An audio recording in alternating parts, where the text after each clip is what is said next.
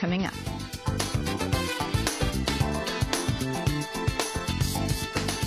Welcome to Democracy Now!, democracynow.org, the War and Peace Report. I'm Amy Goodman.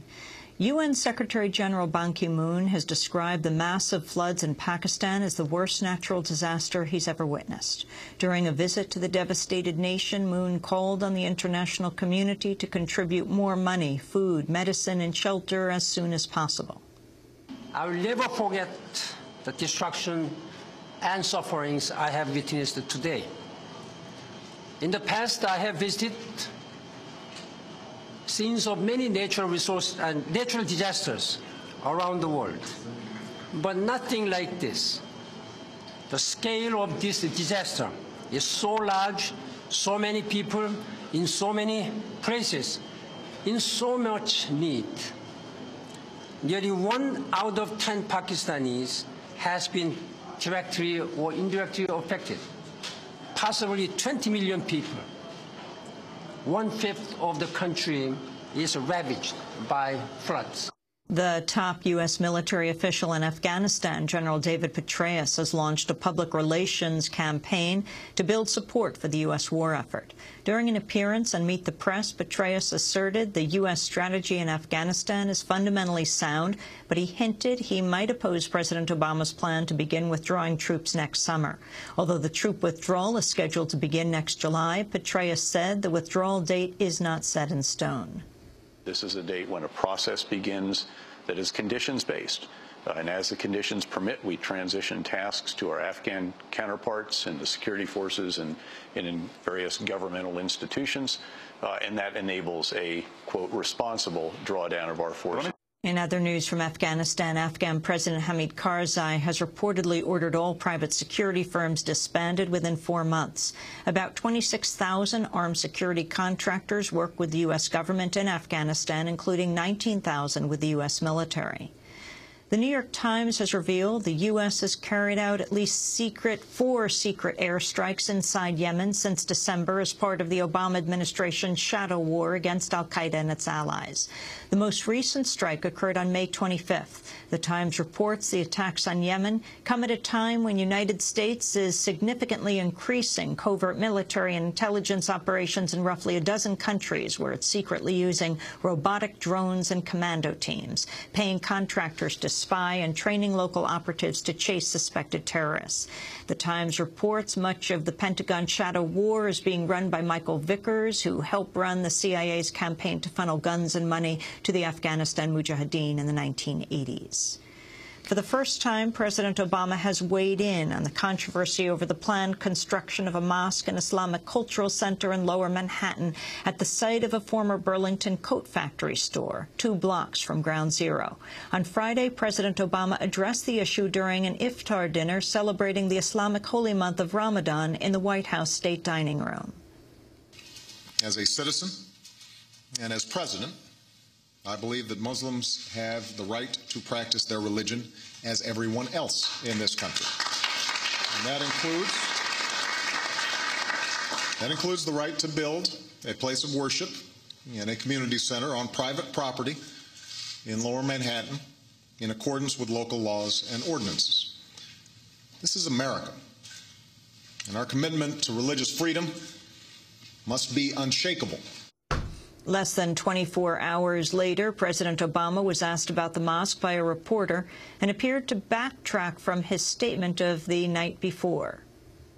I was not commenting, and I will not comment on the wisdom of making a decision to put a mosque there. I was commenting very specifically on the right that people have that dates back to our founding. That's what our country is about. Republicans are vowing to make the controversy over the proposed Lower Manhattan Mosque a campaign issue in the fall. Texas Senator John Cornyn, chair of the National Republican Senatorial Committee, appeared on Fox News Sunday. I do think it's unwise and to build a mosque at the site where 3,000 Americans lost their lives as a result of a terrorist attack.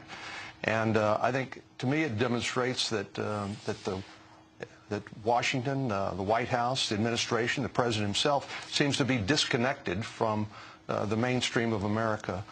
The Financial Times is reporting President Obama's personally warned Turkey that unless it shifts its position on Israel and Iran, it could be cut off from future U.S. arms deals. During a meeting at the G20 in Toronto, Obama reportedly met with the Turkish Prime Minister and called on Turkey to cool its rhetoric about an Israeli raid that killed 9 Turks on a flotilla bearing aid for Gaza. In addition, Obama criticized Turkey for voting against UN sanctions on Iran. Obama's warning to Turkey is seen as particularly significant because Ankara wants to buy American drone aircraft that could be used to attack the Kurdish separatist group PKK after the U.S. military pulls out of Iraq. In other news about arms deals in the Middle East, Israel's one step closer to purchasing 20 F-35 Joint Strike Fighter warplanes built by Lockheed Martin. The $2.75 billion arms deal will be paid for by American taxpayers as part of the U.S. military aid package to Israel. Israel will become the first foreign country to sign an agreement to buy the F-35s outside the 8 international partners that helped to develop the plane. In news from Africa, the Obama administration's expressed concern about last week's presidential election in Rwanda, in which the U.S.-backed incumbent Paul Kagame drew 93% of the vote. In a statement, the National Security Council outlined what it described as a series of disturbing events prior to the election, including the suspension of 2 newspapers, the expulsion of a human rights researcher, the barring of 2 opposition parties from taking part in the election, and the arrest of journalists. In a statement, the National Security Council said, quote, democracy is about more than holding elections. The criticism from the Obama White House has surprised some African analysts because Kagame has long been seen as a close U.S. ally. Last year, President Obama and First Lady Michelle Obama met with Kagame in New York. In Mexico, at least 23 people were killed in drug violence in the border state of Chihuahua over the weekend, including 13 people in Ciudad Juarez. Meanwhile, in the city of Monterrey, the television station Televisa was attacked Sunday when a grenade was thrown at the station. At least 2 people were injured. It was the 3rd attack in the past 3 months against an affiliate of Televisa, Mexico's leading television network. In other news from Latin America, Peru's top anti-terrorism prosecutor is expected to ask a court today to revoke the parole of American activist Lori Berenson and send her back to prison to finish her 20-year sentence. Berenson was freed on parole in May after nearly 15 years behind bars. Lori Berenson has kept a low profile since she was freed, but is expected to speak during today's hearing in the court to make her case for upholding her parole.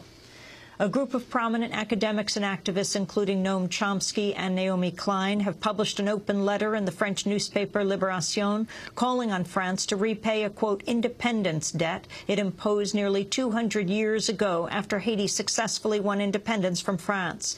The appeal to the French president, Nicolas Sarkozy, says the debt could help cover the rebuilding of the country after a devastating earthquake that killed more than 250,000 people 7 months ago. The Montreal-based journalist Isabel McDonald helped draft the letter.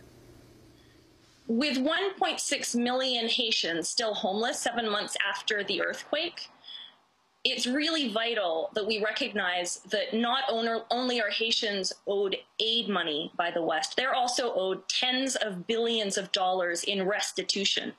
This is because Haitians were forced to pay the French government 90 million gold francs, a sum that amounts, according to some analysts, to $40 billion US today, adjusting for inflation and a minimal interest rate, as compensation for